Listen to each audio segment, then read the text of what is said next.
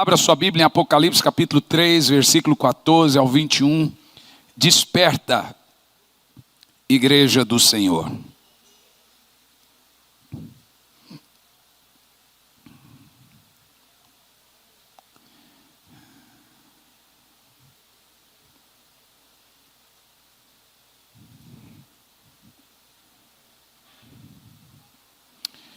Eu acordei essa semana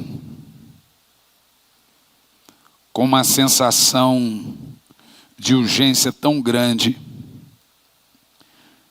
com a voz do Espírito me lembrando: ei, pode deixar o Rolinés aqui atrás depois, viu? Quando passar o texto. Ei, o arrebatamento da igreja é o próximo evento no calendário de Deus. Por isso eu iniciei o avivamento em 3 fases. A primeira, a peneira. Muitos já foram peneirados e estão. O Brasil, antes dessa pandemia, tinha 7 milhões de desigrejados. É um outro termo para desviado. Que é desviado. Ei, se você não congrega, deixa eu te falar uma coisa com todas as palavras.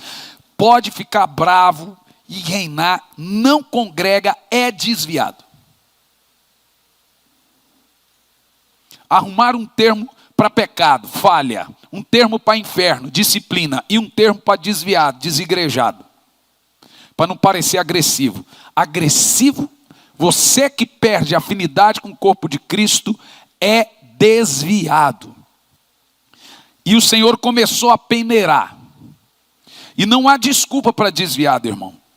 Pois, inclusive, veja, se você não está bem numa igreja, inclusive essa ou em qualquer uma, não fique.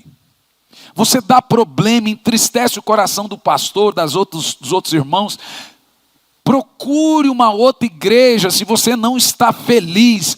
Não fique. Tem gente que fala: eu estou orando. Para mim você já saiu. E nós não contamos. Não fique. Fique num lugar, num emprego onde você está feliz. Namore com alguém que você está feliz. Fique no lugar, não fique, irmão. Não fique. Fique aonde você se sente bem. Senão você se entristece alguém lá. Então, eu não tenho preocupação em perder gente. Porque você não perde o que você tem. A igreja de Jesus é uma só. Então eu não tenho essa birra. Você já tem um cheque pré-datado da minha bênção. Você está entendendo o que eu estou dizendo? Por que é importante? Porque o desviado, o desigrejado, é o tipo de gente que ficou passando por tanta igreja e não se adaptou, que para ele o problema é sempre a igreja. Que agora ele arrumou ali: não, quer saber de uma coisa? Eu posso ficar em casa. Todo mundo está errado, mas ele está certo. Isso para mim não passa de mais uma peneira do Senhor. A primeira coisa que o Senhor está dizendo é peneirando. Peneirando. E cai a palha. Mas ainda em cima da peneira fica algumas coisas. Você tem que ficar colhendo, tirando com a mão. A segunda fase é a purificação da boa semente, daquele que ficou da peneira. Agora o Senhor começa a purificar-nos, nos moldar. Por isso que Ele tem nos levantado para orar. Porque o arrebatamento vai acontecer logo, gente. É o próximo evento no calendário de Deus. E a purificação é a santidade. Por isso que nós vamos começar pela cruz e pela pia, nos lavando. E a terceira é a visitação. O batismo de fogo. Vamos ler Apocalipse 3, do 14 ao 21. Ao anjo da igreja em Laodiceia escreve: assim declara o Amém. A testemunha fiel e verdadeira, o soberano da criação de Deus. Conheço as tuas obras, sei que não és frio e nem quente. Antes, texto anterior, antes fosses frio ou quente. E por esse motivo, porque és morno e não és frio nem quente, estou a ponto de vomitar-te da minha boca. E ainda dizes: estou rico, conquistei muitas riquezas, não preciso de mais nada. Isso é o retrato do crente que é abençoado financeiramente falando, ou de igrejas poderosíssimas que têm números, volume. E o Senhor está dizendo: contudo não reconheces que és miserável, digno de compaixão, pobre, cego e nu. O que é essa nudez que a Bíblia fala que nos faz pobre? Em Apocalipse capítulo 19, põe na tela a partir do versículo 6, 7 e 8, nós vamos entender por que parte da igreja está pobre, cego e nu. A pobreza, preste muita atenção, toda vez que você sonha com roupa, é a sua condição no reino espiritual. Se você sonhar que você está pelado, é porque você está nu diante de Deus. Se você sonhar que você está parte pelado, é porque você está parte nu diante de Deus. Eu não posso sonhar com gente pelada. Eu tenho uns amigos meus que eu sonho com eles estão pelados. Uma vez eu sonhei com um pastor amigo meu, e ele ia para o culto e pregava pelado. Então eu liguei para ele e falei: fulano, é um negócio esquisito acontecendo com você, que eu estou sonhando com você todo dia. Foi uma coisa boa, foi só com você pelado. Ele levou na esportiva. Porque deu 1 ano e meio, 2 anos, explodiu o adultério dele na igreja, acabou a igreja. Houve um tempo na minha vida que a minha vida espiritual não estava boa. Então eu sonhava que eu subia para pregar sem camisa, ou só de camisa e de cueca. Imagina que visão do inferno.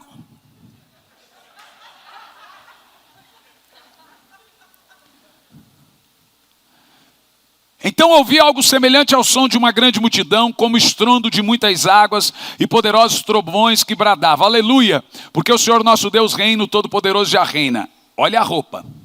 Alegremos-nos, exultemos e damos a Ele a glória, porque chegou a hora das bodas do Cordeiro e a sua noiva está preparada. Para vestir-lhe, foi-lhe providenciado linho fino, puro e resplandecente.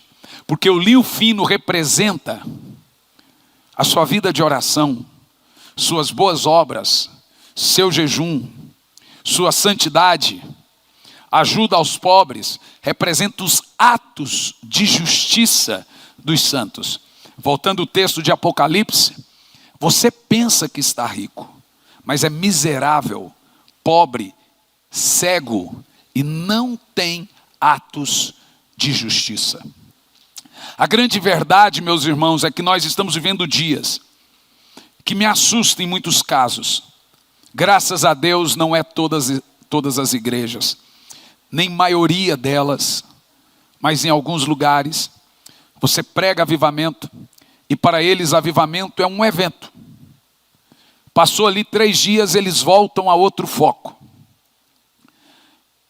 Nós temos em Curitiba uma pastora Juliana, e é uma das mulheres que agrada muito o coração de Deus, minha intercessora, da pastora, de muita oração.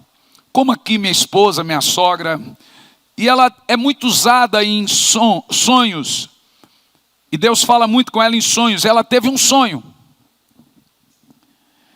e por acaso quando ela teve esse sonho, eu estava acabando de orar, então ficou fácil para mim discernir esse sonho. Ela mandou para minha esposa o sonho, e o sonho era mais ou menos assim: havia uma multidão de mulheres embarcando num Boeing turístico para vários lugares do mundo, e o avião era muito grande. Na ocasião minha esposa estava com uma agenda, tipo esse pessoal aí da CVC que vai até o aeroporto para liberar quem vai viajar. E a minha esposa estava com a agenda sentada esperando essas mulheres embarcar. Mas de repente a pastora Ju chegou perto da pastora Elisandra e ela chorava, a pastora Elisandra chorava, muito triste, porque muitas mulheres chegavam na hora do embarque e desistiam e diziam: eu vou voltar para o meu marido, vou voltar para os meus senhores. E aí elas embarcaram, e o avião que era para estar cheio, estava até a metade. Isso me lembrou na hora. Quando a minha esposa me mandou, eu falei, como a minha mente estava fresquinha da oração, para mim veio a revelação como luva. Mulher na Bíblia é a igreja. As 10 virgens é toda a igreja. A metade sobe, a metade fica. O avião é o avião da onda, do poder de Deus que vai passar por todo mundo. Todo mundo orou por anos por avivamento. Chegou a hora dele, o que muitas dessas igrejas, que são todas as mulheres, disseram: vou voltar para os meus senhores. Vou voltar para os meus maridos. Vai lembrar da samaritana? Para os meus ídolos. Vou voltar para os meus afazeres. E a igreja tem um ídolo. O pior de todos. O sucesso. Nem todos querem avivamento. Boa parte querem reconhecimento. Por isso que não oram, porque a oração não dá ibope. Ninguém fica famoso porque tem um secreto com Deus. Ora, se é secreto. Sabe qual é o nome de mostrar o secreto? Sabe qual é o nome de revelar intimidade? Pornografia.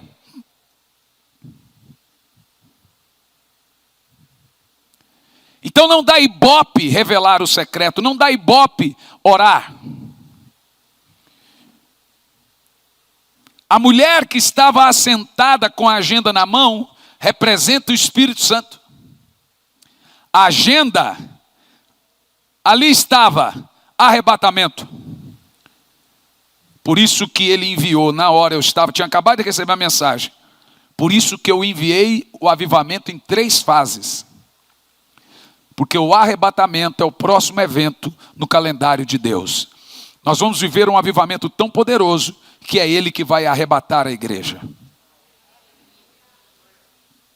Mas infelizmente isso soa longe.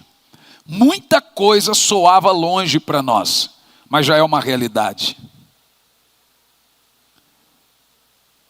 Já é uma realidade. O 5G está proporcionando o metaverso. Quando você assistiu Matrix, você falou, isso é coisa de doido, pois o metaverso já é a Matrix. Nós já temos agora androides com aparência de homens, de seres humanos. No Japão e agora também na Europa já tem carros voadores. Já é uma realidade hoje. Nós avançamos em 2 anos com uma agenda de 50. Nós estamos rápidos e acelerados. Mas a igreja, quando chegou a hora do avivamento, na hora de embarcar, o que ela disse? Vou voltar para os meus programas. Eu tenho senhores, muitos sucessos. A igreja, ela está cheia de coisas. Eu me lembro há muitos anos atrás, eu preguei uma mensagem, eu acho que eu tinha uns 18 anos de idade, e nunca mais eu esqueci. Imagina você, 19, eu estava casado, recém-casado, fui pregar numa conferência de missões, que a minha esposa tem uma secretária do lar. E ela sai de casa e ela diz para a secretária do lar: lave as louças. A cozinha está empilhada de louça. Eu vou ali no mercado e já volto. A secretária diz: que hora a senhora volta? Não sei ainda. Ela não diz a hora que volta. Mas eu preciso que você lave as louças. Qual é a ordem? E ela vai no mercado. Ela não diz a hora e o momento que ela vai voltar. A secretária do lar, muito eficiente, confunde eficiência com obediência. Ela fala assim: olha, minha senhora vai demorar. Então eu vou também lavar as janelas. Eu vou também limpar o chão. Eu vou encerar. Vou passar umas roupas. E na hora que ela está terminando de passar as roupas, ela fala: agora vou lavar as louças. Mas na hora que ela vai lavar as louças, a minha esposa chega. Ela vê a casa limpa, cheirosa. Mas quando ela vai na cozinha, as louças estão sujas. É assim a igreja. Jesus mandou a igreja fazer uma coisa: ide por todo mundo e pregai o evangelho a toda criatura. Lava as louças. Quando é que o senhor volta? Só lava as louças. O que a igreja deveria fazer primeiro? Lavar as louças. Mas ela faz o contrário. Meu senhor vai demorar, vou comprar uma rádio. Meu senhor vai demorar, vou fazer isso, vou fazer aquilo outro. A igreja está fazendo de tudo, deficiente. Ela está se metendo em todas as áreas da sociedade, não tem nada de errado nisso. Mas as louças estão ficando sujas. E o Senhor está voltando. E aquilo que deveríamos realmente fazer, que era nos santificar, fazer missões, ganhar almas, pregar o arrependimento, não estamos fazendo. A igreja se mete em tudo. Agora é coach, é constelação, é psicologia, é ciência, é tudo que você imagina está dentro da igreja. Menos pregar o evangelho. As louças continuam sujas. Essa é uma igreja eficiente, porém desobediente. Tem fama de que está viva, mas está morta. Se sente rica, mas não passa de pobre, cego e nu. Pobre porque ela não tem as riquezas do espírito. Cego porque perdeu a visão. E nua porque não tem atos de justiça. Mas está rica. Está rica. Está rica na arrecadação. Está rica porque a igreja agora também está virando coisa de rico. Ricos gostam de ir na igreja. Os blogueiros falam que é crente agora. O cara está com um cigarro na boca e falando glória a Deus, aleluia. Uma planta maconha no quintal e faz uma célula em casa. E diz, eu posso fazer.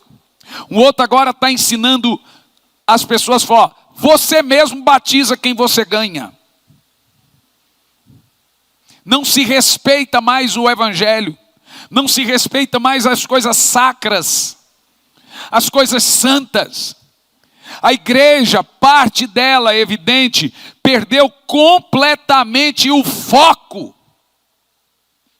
Então eles nos levam, porque avivamento dá um up na igreja, ainda mais depois da pandemia, o povo fica animado, o povo estava desanimado, então venha pastor, venha, fique 3 dias, dá um up na igreja, mas logo depois eles voltam para os seus muitos senhores. Não adianta eu acender a brasa se eu não ficar. O fogo e a vida de oração é isso, ó. A vida de oração é o que mantém o fogo aceso. Então aquela pessoa tem um up na vida dela. Eu estou bem, agora eu estou orando, então eu não vou ter mais recaída, não vou cair mais em pornografia, não vou cometer os mais mesmos pecados, mas daqui um pouco ela dá aquela esfriadazinha, aí faz um pouquinho, aí se arrepende um pouquinho, depois, ora, mas depois, pronto, daqui um pouco ela está recaída, completamente no chão de novo. Volta para os seus muitos senhores. Por isso que o Senhor está dizendo, conheço as suas obras. Sei que não é quente nem frio. Ela sente o poder de Deus. Mas também não sente. Mas chora. Mas não chora. Não é pau e não é pedra. É a igreja de nossos dias. Por esse motivo, que és morno, não és frio nem quente, estou a ponto de vomitar-te da minha boca. No verso 19, eu repreendo e corrijo a todos quanto amo. Sê, pois, diligente. E a palavra é, e arrependa-te. Temos um profeta no recinto. Preste muita atenção, nesse capítulo que nós acabamos de ler, João escreve através da revelação, o Senhor fala e João só transcreve, uma carta para 3 igrejas, Sardes, Filadélfia e Laodiceia. Uma curiosidade muito importante, o número 7 explícito, 54 vezes no livro do Apocalipse, lembra do candelabro que lá é o candeeiro, os 7 Espíritos de Deus, que também representa as 7 igrejas. esse número 7, que está explícito por 54 vezes no livro do Apocalipse, como as 7 igrejas, 7 espíritos, 7 selos, 7 trombetas, 7 taças e etc. Nós temos várias explicações com as 7 bem-aventuranças, 7 referências à palavra de Deus, 7 vezes a referência Deus Todo-Poderoso. Basicamente, o número 7 no Apocalipse, ele representa uma totalidade, em outras palavras, algo como um todo. Falou 7, não tem nada a mais que 7. 7 é o tudo. Então, 7 igrejas é toda a igreja. 7 Espíritos de Deus é o Espírito Santo, é tudo que compõe Deus. Esse é o contexto do número 7. É o inteiro. É como uma barra de chocolate em 7 pedacinhos. Toda a barra tem 7. Então, toda a barra é 7. É o todo, é tudo que existe, é o 7, é o completo. Sendo assim, nós podemos dizer que a carta do Senhor para as 7 igrejas do Apocalipse é aplicada para as 7 igrejas, ou seja, toda a sua totalidade de igreja. Vamos ver uma coisa interessante. Uma rápida síntese. Para Éfeso, Éfeso representa o tempo em que a igreja começou a perder o amor pela obra de Deus, uma igreja fria, logo após o tempo dos apóstolos. Ela começa bem, mas ela vai perdendo o amor. Esmirna representa o tempo em que a igreja começou a ser perseguida, o tempo dos mártires na época do Império Romano. Gente, começou uma corrente estranha. Já estão entrando dentro da igreja, matando pessoas, invadiram agora uma igreja católica, e tá todo dia, começou agora uma corrente aversa de radicais contra o cristianismo. No Brasil. No Brasil. Não sei se vocês estão acompanhando. Então, Esmirna representa a segunda igreja, o tempo em que a igreja começou a ser perseguida, tempo dos mártires na época do Império Romano. Pérgamo, por exemplo, representa o tempo em que a igreja se aliou ao mundo. E o mundo entrou na igreja, o tempo da igreja politizada, mundana na Idade Média, quando Constantino entrou e cristianizou o Império Romano e politizou a igreja. Tiatira, por exemplo, representa o tempo em que a igreja se misturou à idolatria, com membros da igreja, os fiéis se entregando à prostituição e passando a cultuar ídolos. Sardes, por exemplo, representa o tempo em que a igreja se encontrou morta, os 1000 anos de trevas, tendo apenas alguns sobreviventes que lutavam por avivamento. Se você viu meu último podcast, que eu falei dos montanhistas, a igreja foi perdendo poder, etc. Esse é o período de Sardes. Filadélfia representa a igreja reavivada. Após o turbulento da Idade Média, do tempo das trevas, a igreja recebeu a promessa de ser tirada da terra do domínio do anticristo. É quando recomeça os grandes avivamentos. Esse é o símbolo dos filadelfianos.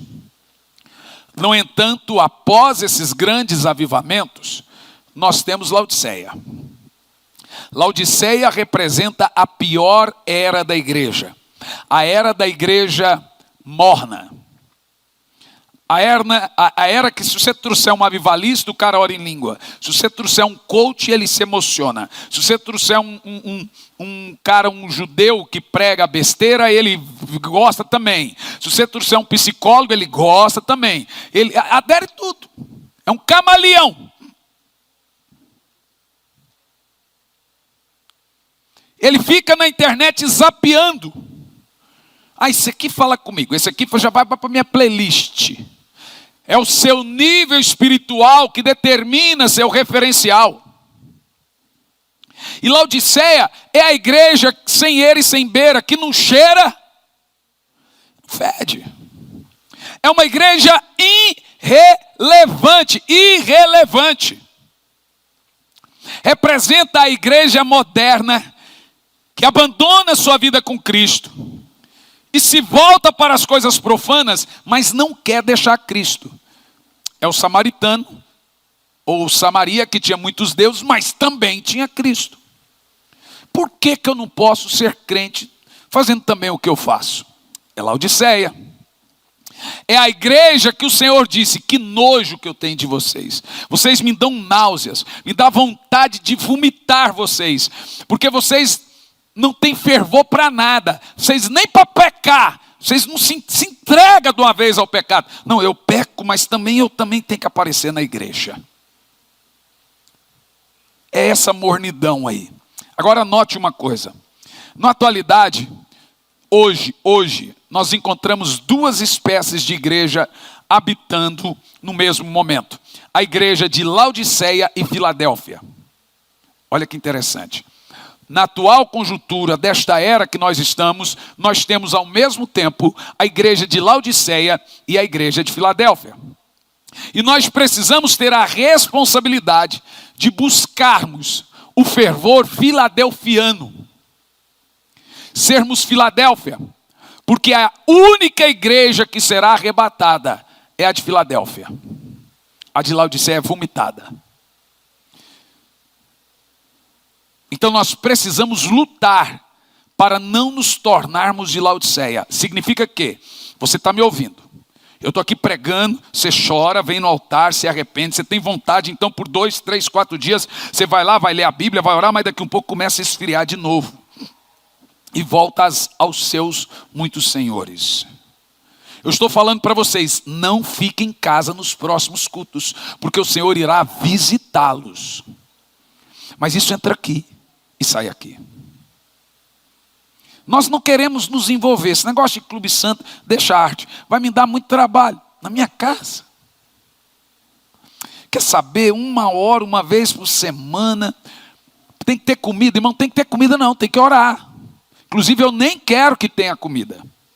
Agora vai lotar a lista lá agora, você vai ver. Não é um encontro social, é para orar. Não é para ver quem está fazendo a melhor, não, nem quero. É para orar. Nós vamos treinar. Então o que acontece?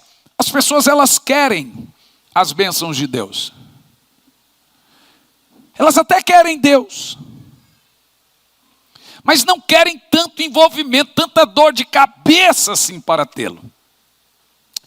E eu quero falar hoje sobre as características da igreja moderna que vive a era de Laodiceia em seu altar.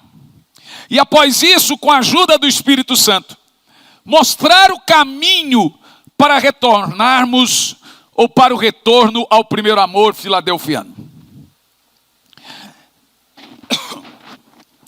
Em Colossenses capítulo 4, vemos que a igreja de Laodiceia vivia um estado saudável espiritualmente no seu início.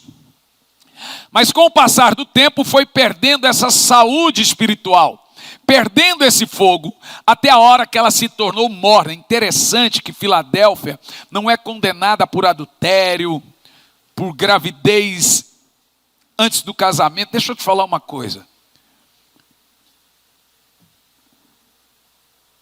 Você pode não perceber. Pode parecer careta o que eu vou falar. Eu nem deveria falar que parece careta. Mas dormir com o seu namorado é uma nojeira para Deus. Você deveria se envergonhar de fazer sexo antes do casamento. Porque, irmã, esse rapaz, se ele te amava, ele não pedia para fazer sexo com você. Porque ele vai pegar a raiva de você. Porque homem é assim, viu? Quanto mais difícil você for, mais rápido ele vai querer casar com você. Tem hora que ele vai subir nas paredes. Eu lembro que uma vez eu estava beijando minha noiva e sem querer a mão passou e não devia. Ela, pau! Foi sem querer. Ah, irmão, namoro, noivado, casamento, 1 ano e meio. Foi rápido demais, velho. Mas hoje,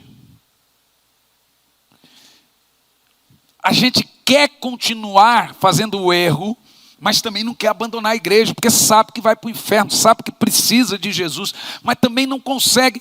Veja, não é quente, e nem frio. E essa igreja de Laodiceia, ela foi perdendo fogo até a hora que ela se tornou morna. E aí Jesus está ali com papel e caneta na mão, anotando. Eu conheço a sua obra. Eu estou vendo tudo, disse Jesus. Você acha que eu não estou vendo? Eu estou deixando você pecar para ver até onde você vai. Mas eu estou vendo. Está tudo anotado. Uma igreja pode ter obras maravilhosas, escolas, casa de recuperação, ação social, trazer uma ótima reputação em meio à sociedade, mas perante Deus que nos vê em secreto, podemos estar pobres, cegos e nus. Charles Haddon Spurgeon dizia: a falta de amor e paixão por Jesus são sinais de uma igreja, são sinais de uma degeneração da igreja moderna. A maior prova que Deus está no nosso meio é a paixão que nós temos por estar com Ele. Quer saber se Deus está numa igreja? Ela vai gerar em você uma cultura espiritual. Então agora, quando nós não temos a paixão por Jesus, nós nos distraímos até com coisas lícitas, boas. Então a igreja se envolve com tudo que é social, e aí vira uma coisa bonita. Bonita. Nem frio, nem quente. A igreja de Laodiceia iam à igreja, oravam na igreja, cantavam louvores ao Senhor, mas fora da igreja eram mundanos. Note uma coisa: o Senhor simplesmente abomina uma igreja religiosa, que é o crente Raimundo. Horas na igreja, horas no mundo. É o crente aleluia. Farinha no prato, bolo na cuia. Gente, o Senhor abomina uma igreja religiosa, que dentro da igreja é uma coisa e fora da igreja é outra. O Senhor diz à igreja de Laodiceia: quem dera fosse frio ou quente. Quem dera você fosse um assumido pecador, seria mais fácil eu te resgatar da nojeira, da lama, do que você manter-se na igreja e pensar que está tudo bem, mesmo sendo um nojento. Esse é o conteúdo de Laodiceia. O Senhor está dizendo que seria melhor se você fosse uma igreja fria do que uma igreja morna, pois um crente frio tem consciência de seu estado espiritual. Mas o crente morno é aquele que se vê rico, faz ação social, faz caridade, é um kardecista. Faz obra, às vezes nem falta culto, mas não passa de um religioso. Mateus 6, 5 ao 6, Jesus disse: quando vocês orarem, não seja como os hipócritas. Eles gostam de ficar orando em pé nas sinagogas e nas esquinas, a fim de serem vistos e notados pelos outros. Eu lhes asseguro que eles já receberam a sua plena recompensa. Mas quando você orar, vá para o seu quarto, feche a porta e ore ao Pai que está no secreto. Então seu Pai que vê no secreto o recompensará. O Senhor não olha, Deus não suporta a hipocrisia. Crente religioso, muito menos uma igreja religiosa. É mais difícil avivar um crente morno do que um crente frio. É mais fácil lidar com um pecador confesso do que com um religioso que fala: eu faço minhas orações, Deus conhece meu coração, e quem é você para julgar? O frio nos incomoda, nos faz tremer. É preciso pôr muita roupa para suportar o frio. Mas aquele banho morno não nos afeta, não cheira nem fede, não nos incomoda, nos deixa confortável. Comida morna, gente, é horrível. A fria ainda vai, mas a morna não. Muitos querem agradar a Deus e ao diabo ao mesmo tempo. Muitos de nós queremos ter experiências com Deus, mas continuamos a ter uma vida perversa e pregressa ao pecado. Experiência é aquilo que nós adquirimos com Deus por meio de muito tempo e muito esforço. Experiência no trabalho é anos. Experiência como pai é anos. Experiência com Deus também é a prática que leva a... O que é experiência com Deus? O irmão ali é experiente com Deus. Ele passou a ter uma vida de prática com Deus. Em outras palavras, você não tem experiência naquilo que não tem tempo. É com tempo que você tem experiência no seu trabalho. É com tempo que você tem experiência como pai. Pai fresco não tem experiência, está passando um lá no fundo da igreja, pai fresco. E você pode ter certeza que eles ficam sem dormir. Meu primeiro filho, essa criancinha pequena aqui, o Jean, nos primeiros meses, a cada suspirada mais alta eu acordava, ia lá para ver se ele estava vivo. E eu pegava a criança, aí eu falava, gente, deixa a criança dormir. Eu não deixava a criança em paz.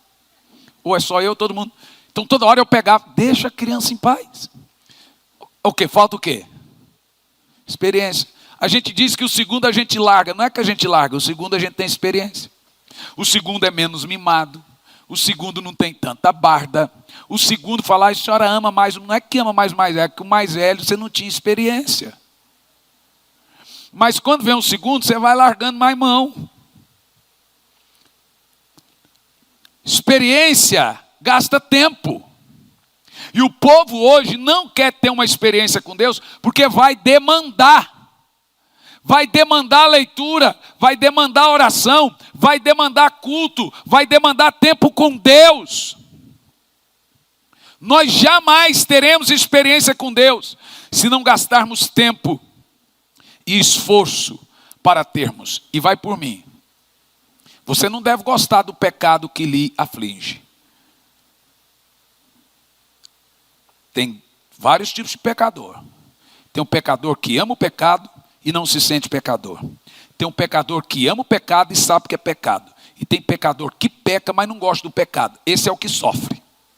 Então, se você é o pecador que peca e não gosta, só tem uma maneira de você vencê-lo. Experiência com Deus. Você precisa nascer de novo. Você precisa de ter um novo coração. E isso demanda tempo. Todos vocês precisam ter uma experiência com Deus, só dele, que eu não posso te dar, nenhuma igreja pode te dar. Você fica andando para lá e para cá, ninguém vai te dar, só a vida de oração. Quais são as características de um crente morno? Ixi, ai pastor, eu cheguei na igreja tão bem hoje, vou sair mais ruim. Provável. É provável. Gostaram do meu uísque? Estou brincando, gente, é chave. Características de um crente morno, de uma igreja morna. Primeira, vamos lá. Religiosa.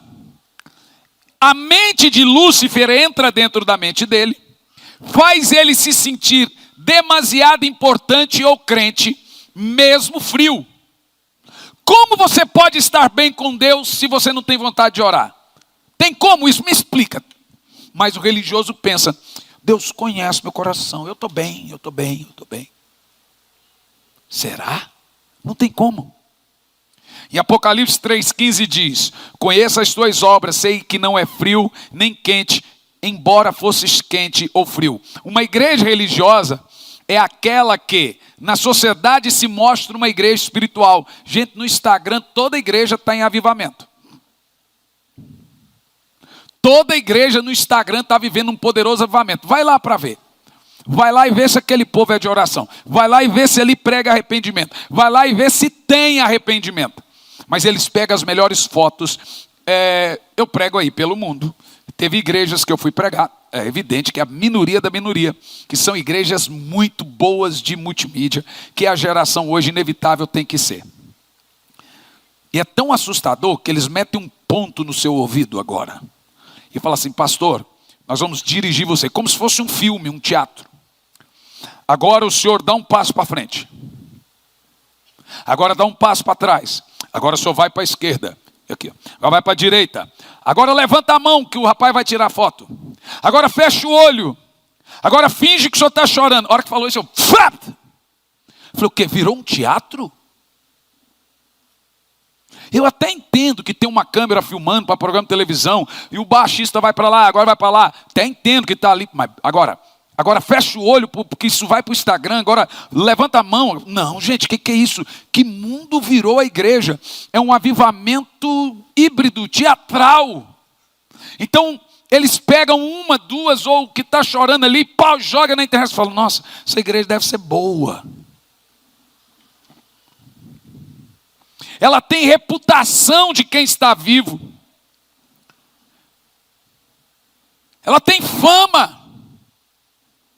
Mas diante de Deus, ela está pobre, cego e nu.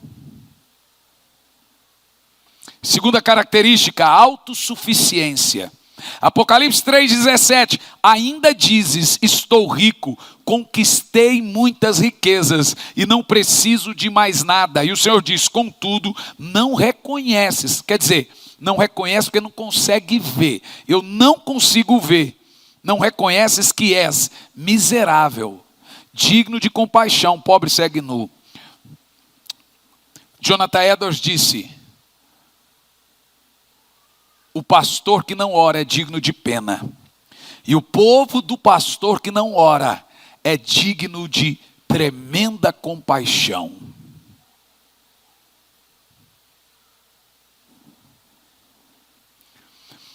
Uma igreja autossuficiente é aquela que pensa que não precisa mais nada, inclusive não orar. Não precisa de fogo, não precisa do Espírito Santo, não precisa de poder. Ela já tem uma reputação, ela já tem status, mas é uma igreja sem caráter. Os jovens vão nos cultos já com camisinha dentro da bolsa. A mesma boca que ora em língua fala palavrão em casa. Seus jovens ou suas jovens casam grávidas. Vira uma rotina. Não há mais temor aos pais. Não há mais temor a Deus. E não há mais temor ao pastor.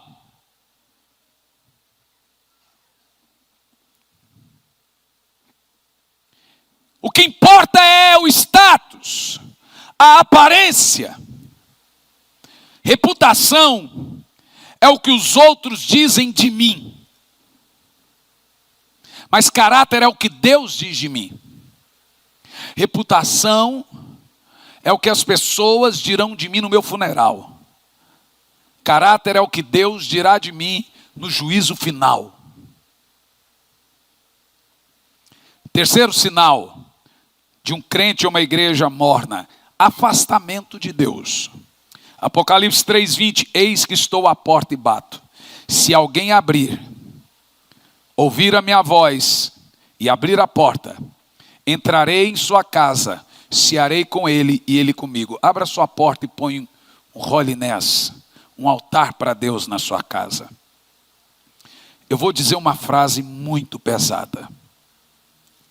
O Senhor diz, eu me afasto da igreja e do crente morno. Olha para mim, o Senhor simplesmente se afasta do crente e da igreja morna. Oséias 5:15 diz assim, então, Oséias 5:15, então retornarei ao meu lugar até que eles, eu vou ler esse texto junto.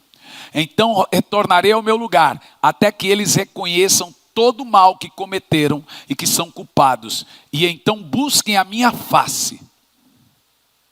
Se afastou.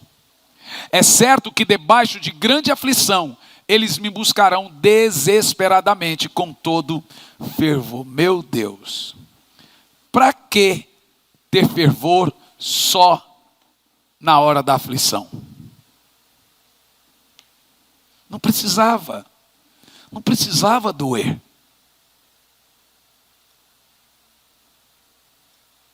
Mas o Senhor está dizendo, eu vou voltar. Porque eles vão ter problemas familiares, a doença vai abater na família deles, e não é eu que estou mandando não, eles se afastaram de mim, estão vivendo à mercê da vida. Nada vai dar certo na vida deles, e quando estiverem em meio a grande aflição, eles vão me buscar. Mas vão me buscar fervorosamente, e diz, então eu retornarei ao meu lugar. Irmão, precisa você sofrer para buscar o Senhor fervorosamente? Não precisa. Não precisa. O Senhor se afasta até que a igreja volte-se para Ele desesperadamente. Então o Senhor retorna e reacende a chama que estava ou apagada ou morna. Os perigos de uma igreja morna ou de um crente morno. Primeiro, é rejeitada por Deus. O Senhor diz em Apocalipse 3:16. Estou a ponto de vomitar-te da minha boca. Para ser vomitada por Deus, a igreja precisa estar dentro de Deus. A igreja está dentro de Deus, sendo usada por Deus como luz para o mundo. Mas quando ela está morna, despreza Deus. Ela despreza, ela gosta de Deus, mas ela despreza Deus. O Senhor tira ela de dentro dele. Vomita essa igreja e deixa de usá-la, rejeitando-a. Quando uma igreja está morna, Deus não fala mais através dela. Quando uma igreja está morna, Deus está com a boca aberta. Vomita. Ela prega, mas não é boca de Deus. Ela pode pregar santidade, mas ninguém fica santo. Ela pode até pregar arrependimento, mas ninguém se arrepende. Porque a palavra de Deus nessa boca não é palavra de Deus. Em Apocalipse 1:16 diz: tinha em sua mão direita 7 estrelas. São os pastores. E da sua boca saía uma espada de 2 gumes afiada, que é a própria palavra de Deus, Hebreus 4:12-13. Seu rosto era como o próprio sol quando brilha em todo o seu resplendor.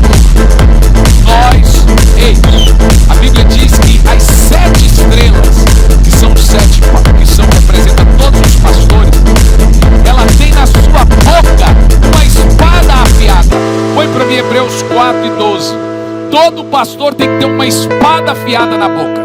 Agora, o que a espada faz?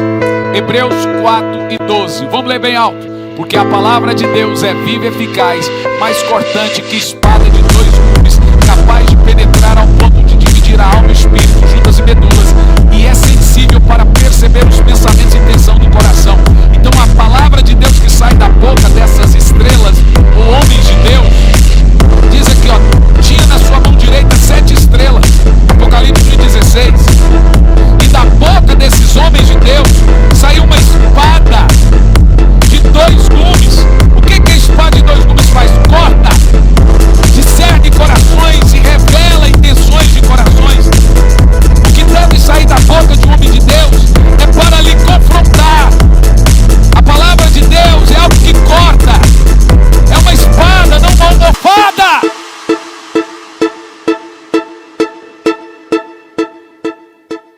Nós somos a espada que sai da boca de Deus.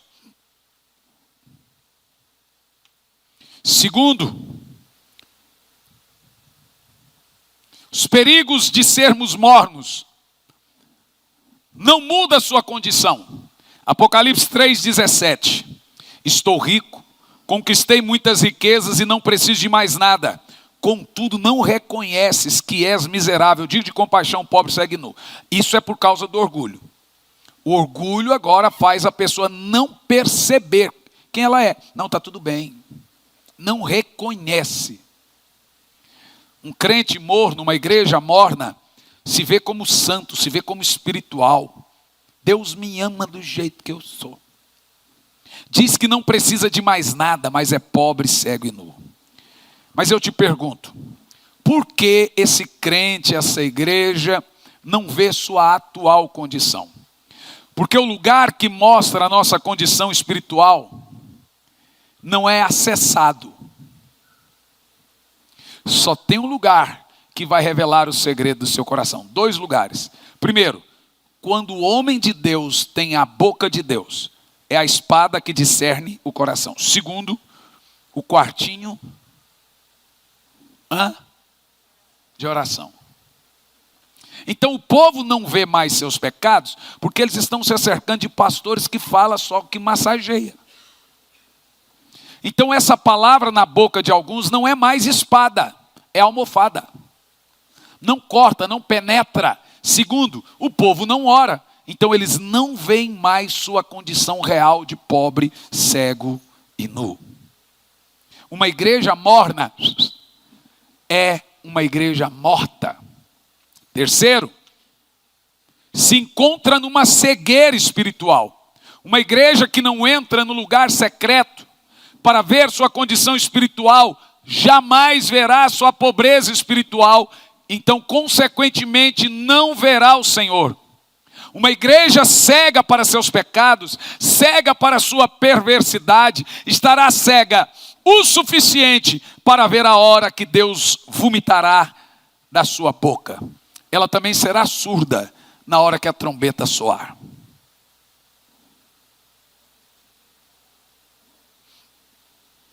Em quarto, deixa de vencer. Apocalipse 3:21. Ao que vencer, terá direito de se assentar comigo no meu trono. Vai valer a pena.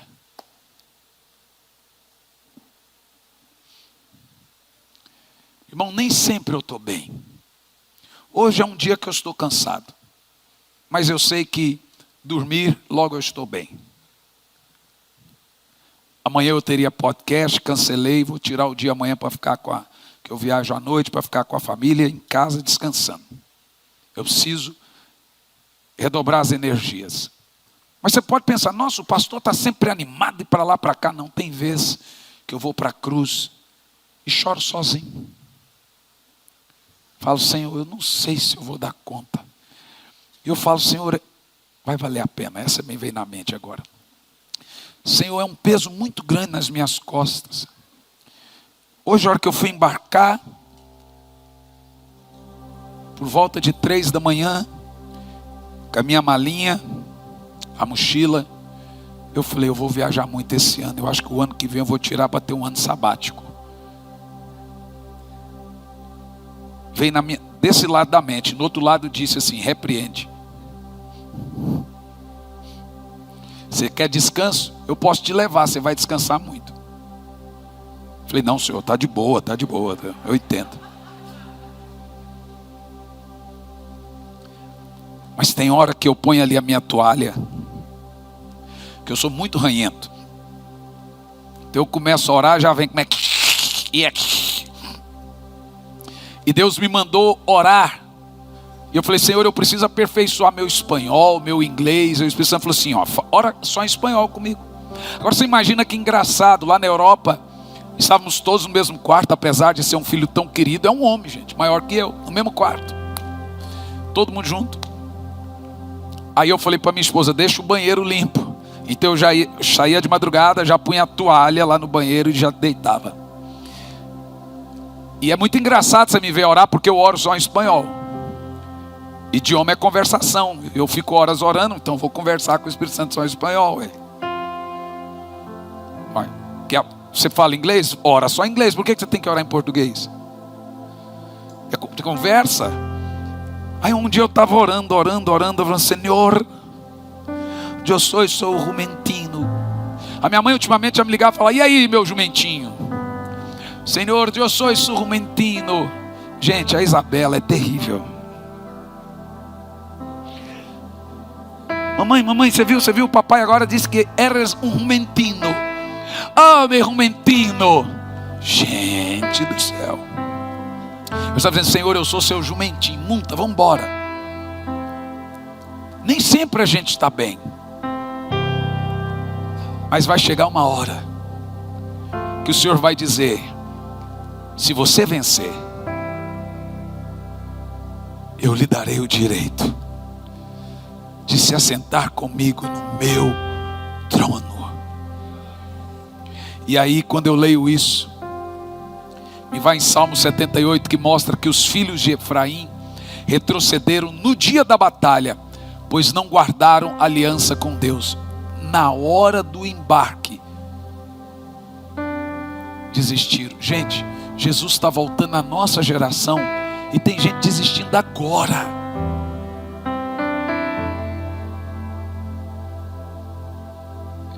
Mas o Senhor está dizendo: se você perseverar até o fim, eu vou deixar você se assentar comigo no meu trono. E quando nós chegarmos lá, você vai dizer: meu Deus, como valeu a pena.